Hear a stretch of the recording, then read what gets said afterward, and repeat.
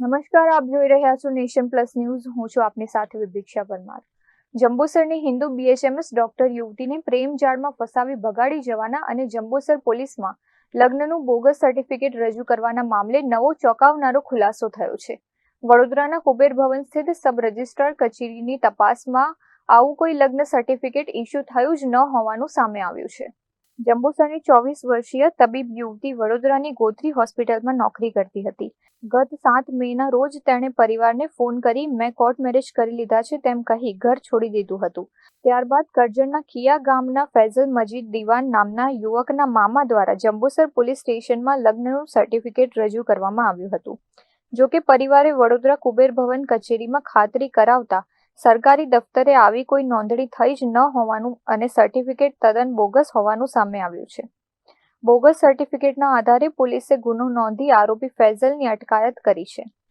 મે મહિનાની ઘટના બની ત્યારથી અમે પોલીસ ડિપાર્ટમેન્ટ અલગ દરેક જગ્યાએ મા બાપે રડતા રજૂઆત કરેલી કે કંઈક ખોટું થયેલું છે. પણ કાયદાની પરિભાષામાં એવું કહેવાય કે છોકરા છોકરી મોટા થઈ ગયા એટલે કોઈ કશું કરી નહીં શકે. 3 મહિના પછી એવું થયું કે 30/6 જ્યારે આ છોકરાના એટલે કે આરોપીના મામાએ એક સર્ટિફિકેટ વોટ્સઅપ દ્વારા પોલીસને મોકલ્યું અને પોલીસે અમને એવું કહી દીધું કે જો આ લગ્ન થઈ ગયા છે. જે તપાસ પોલીસે કરવાની હતી એ તપાસ એમના ઘરવાળાએ કરી. મેરેજ રજિસ્ટ્રાર સાહેબે તાત્કાલિક મદદ કરીને વિધિન ગણતરીના કલાકની અંદર અમને એવું કીધું કે આવા નામનું આ જે સિરિયલ નંબર છે સિરિયલ નંબરના નામનો કોઈ દસ્તાવેજ નથી, આવી કોઈ મેરેજનું નોંધણી થઈ જ નથી. આ કઈ તારીખની ઘટના છે? 30/6ની. આ 30/6ની ઘટના પછી 17/8 તારીખે આ ફરિયાદ નોંધાઈ છે. આજની તારીખમાં પણ અમે એવું કહીએ છીએ કે કાયદાની દ્રષ્ટિએ કામ કરે છે. જે ફરિયાદ પણ તમે જોશો તો ફરિયાદની અંદર જે સેક્શનનો ઉમેરો કરવામાં આવ્યો છે એ કાયદા મુજબ સેક્શનો ઉમેરવામાં નથી આવી. 7 વર્ષની ઓછી સજાની જોગવાઈઓ મુજબની સેક્શન ઉમેરો કરવામાં આવી છે. પર્ટિક્યુલર કાયદાની વાત કરું તો ખોટા સ્ટેમ્પ બનાવવામાં આવ્યા છે. ગવર્મેન્ટ અધિકારીની ખોટી સહી કરવામાં આવી છે. એ મેરેજ સર્ટિફિકેટની અંદર ખોટા સાક્ષીઓના નામ લખવામાં આવ્યા છે. જેમાંથી કોઈ પણ વ્યક્તિ જે મામાએ વોટ્સઅપ કર્યું એ મામાનું પણ હજી આરોપી તરીકે નથી બનાવ્યા. જે લોકોએ સાક્ષી તરીકે નામ લખાવ્યા એ કોઈને પણ આરોપી તરીકે. જેથી અમારી એક જ પરિવાર વતી માંગ છે કે જેટલા પણ લોકો આ ચેનલની અંદર વોટ્સઅપ કરનારથી લઈને ખોટું કરનાર દરેક વ્યક્તિને તાત્કાલિક આરોપી તરીકે જોડવામાં આવે. 3 મહિના પહેલા એવું કહેતા હતા કે કશું ખોટું નથી, દીકરી પોતાની મરજીથી ગઈ. તો દીકરી પોતાની મરજીથી ગઈ હોય તો ખોટું મેરેજ સર્ટિફિકેટ બનાવવાની ક્યાં જરૂર ભાઈ? અને ટૂંકમાં કહું તો મા બાપને એટલું છે કે મરજીથી ગઈ છે તો મરજીથી જાણવા માટે દીકરીનું કાઉન્સિલિંગ કરાવવામાં આવે અને દીકરી 5 થી 7 દિવસ છોકરા સાથે મા બાપની સાથે રહે તો મા બાપને ખબર પડે કે દીકરી ગઈ એ પહેલાં એની સાથે કંઈ ખોટું નથી થયું અને ત્યાં ગયા પછી પણ એને કોઈ ખોટા પ્રેશરમાં નથી રાખી. મા બાપ એક જ વસ્તુ કહે છે કે કાયદાની સાથે માનવતા પણ છે. એટલે અમારી એ જ વિનંતી છે એમના પરિવાર તરફે કે કાયદાની દ્રષ્ટિએ જે પણ કાયદાની કલમ આજે અમે એક નવી અરજી આપી છે, SP સાહેબને આપી છે, ત્યાં પોલીસ સ્ટેશનમાં નવી અરજી આપી છે કે કોને આરોપી તરીકે ઉમેરાયા નથી ને કઈ કલમનો ઉમેરો નથી થયો, એટલે પ્રોપર રીતે તપાસ થાય એના માટેની આગળની કાર્યવાહી હમણાં કરી રહ્યા છે. યુવતીની માતાએ ભારે આક્રંદ સાથે આક્ષેપ કર્યો છે કે તેમની દીકરીને પ્રેમ જાળમાં ફસાવી ઘરેથી સોનાના દાગીના ચોરાવી બ્રેન વોશ કરવામાં આવ્યું છે. 4 મહિનાથી દીકરીનો કોઈ સંપર્ક ન થતા પરિવારે તેને હેમખેમ પરત લાવવાની માંગ કરી છે.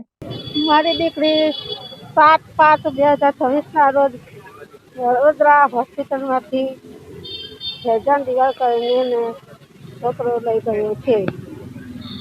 એ માટે અમે પોલીસ સ્ટેશનમાં ફરિયાદ નોંધાવી હતી. ત્યાર પછી અમને 2 મહિના સુધી કોઈ ફોન નહીં, પછી વાતચીત નહીં, કશું જ નહીં. અમારી સાથે કોઈ વાત કરવા દીધી નથી અને ફોન સ્વિચ ઓફ કરી દીધા હતા. અને મારી છોકરી આજે 6 મહિનો થઈ ગયો છે તો હજુ કોઈ દિવસ મને વાત કરવા દીધી નથી અને અમને મળવા પણ દીધી નથી.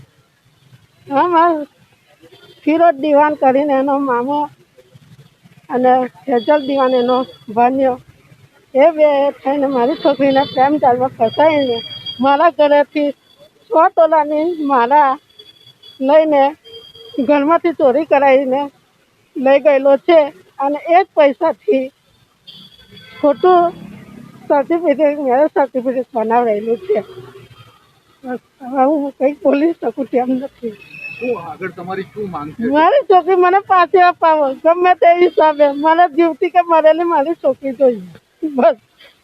હું હવે મારી તબિયત અત્યારે મારા ઘરમાં શું ચાલી રહ્યું છે એ હું મારો દીકરો અને મારો હસબન્ડ જાણીએ છીએ. અમારા ઘરની પરિસ્થિતિ હવે નાજુક થઈ ગયેલી છે અને મારી તબિયત તો હું દવા પર રોજની 10 ગોળીઓ ખાઈને જીવું છું. મારી ચલાતું નથી કે નથી બોલી શકાતું નથી. હું દવાના આધારે જીવન જીવી રહી છું. મારા ઘરમાં બહુ જ આર્થિક માનસિક પરિસ્થિતિ અમે વેઠી રહ્યા છીએ. દીકરીને કોઈ સંદેશ આપવા માંગશો? દીકરી જ્યાં હોય તો તેને ગમે તે હિસાબે અમને મળાવો, અમે એમની સાથે વાત કરવા દો, પછી આગળ જે થશે અમે આગળ કાર્યવાહી કરીશું. અત્રે ઉલ્લેખનીય છે કે જંબુસરની યુવતી સાથે બનેલા આ લવ જેહાદના મામલામાં વિશ્વ હિન્દુ પરિષદ પણ મેદાને આવ્યું છે. આ કૌભાંડમાં કયા કયા લોકોની મદદગારી છે અને સિક્કા સહીઓ કોણે બનાવ્યા તેની તપાસ અર્થે રાજ્ય સરકાર દ્વારા ખાસ SIT રચી ઊંડાણપૂર્વક તપાસ કરવામાં આવે એવી વિશ્વ હિન્દુ પરિષદ વિભાગ સહમંત્રી વિષ્ણુ પ્રજાપતિએ માંગ કરી છે. જીતેન્દ્રસિંહ રાજપૂત સાથે Chirag Patel, nation plus news, Vadodara.